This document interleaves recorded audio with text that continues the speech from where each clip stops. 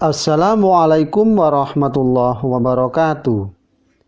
Selamat berjumpa lagi di channel Jas Merah. Dalam kesempatan kali ini, saya akan menjelaskan tentang karomah Syekh Khalil.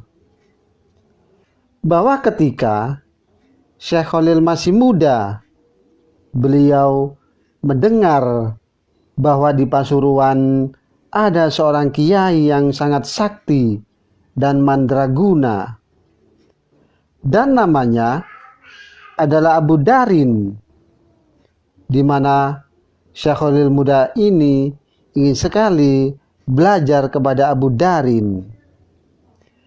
Dengan semangat untuk menimba ilmu, begitu menggebu-gebu pada dirinya, sehingga jarak tempuh yang begitu jauh dari Bangkalan di Pulau Madura ke Pasuruan, di mana Pasuruan berada di Pulau Jawa, tidak dianggapnya sebagai rintangan, berarti meski harus berjalan kaki.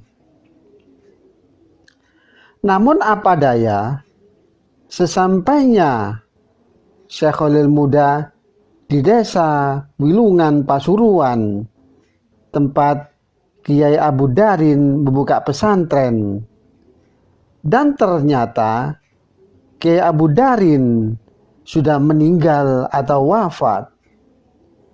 Dan kemudian beliau meninggal hanya beberapa hari sebelum kedatangan Syekh Khalil muda. Maka pupuslah harapannya untuk mewujudkan cita-citanya berguru kepada kiai yang mempunyai ilmu yang sangat tinggi. Dengan langkah yang susah karena capek fisik dan penat mental, dan kemudian berikutnya Syekh Khalil bertakziah ke makam Kiai Abu Darin. Dan di depan pusaran atau makam Kiai Darin, Syekh Khalil membaca Al-Quran hingga 40 hari. Dan pada hari yang ke-41, ketika Syekh Khalil tengah ketiduran di makam tersebut, atau makam Kiai Abu Darin hadir dalam mimpinya. Dan dalam kesempatan itu, almarhum mengatakan kepada Syekh Khalil, niatmu untuk belajar sungguh terpuji, dan telah aku ajarkan kepadamu beberapa ilmu, maka amalkanlah serta peliharalah. Dan Syekh Khalil kemudian lalu terbangun, serta beliau sudah hafal kandungan kitab Imriti serta Alfiyah, yakni kitab utama pesantren pada saat itu. Dan kemudian ada karomah yang telah dialami oleh Syekh Khalil, bahwa masa hidup Kiai Syekh Khalil tidak luput dari gejolak perlawanan terhadap penjajah.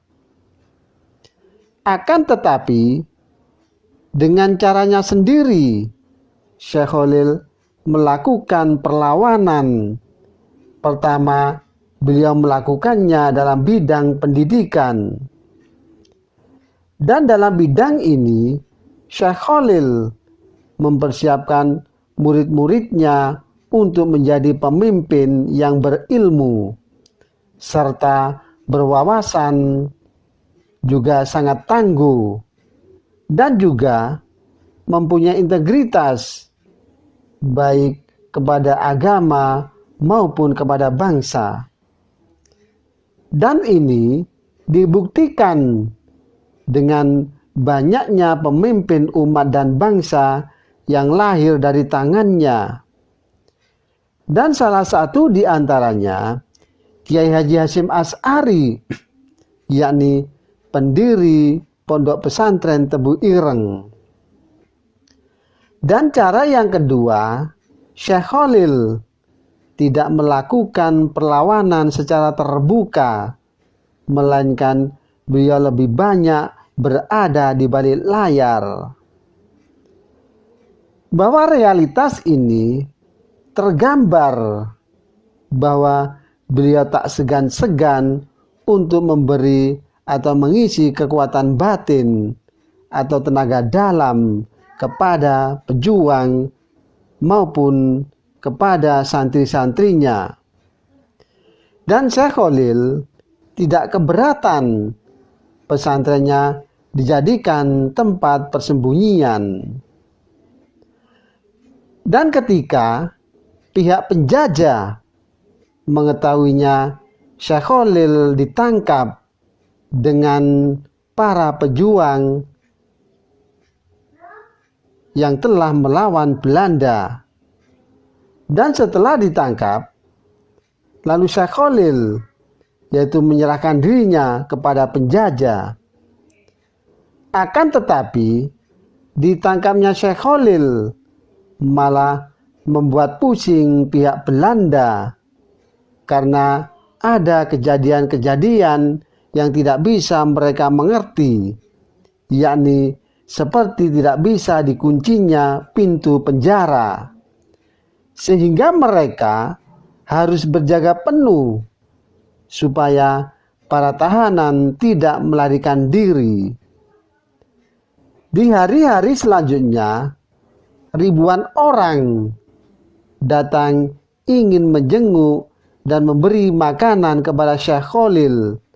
Bahkan banyak yang meminta ikut ditahan bersamanya. Dengan kejadian tersebut menjadikan pihak Belanda dan sekutunya merelakan Syekh Khalil untuk dibebaskan dari penjara. Demikianlah kisah karma Syekh Khalil bagian yang ketiga.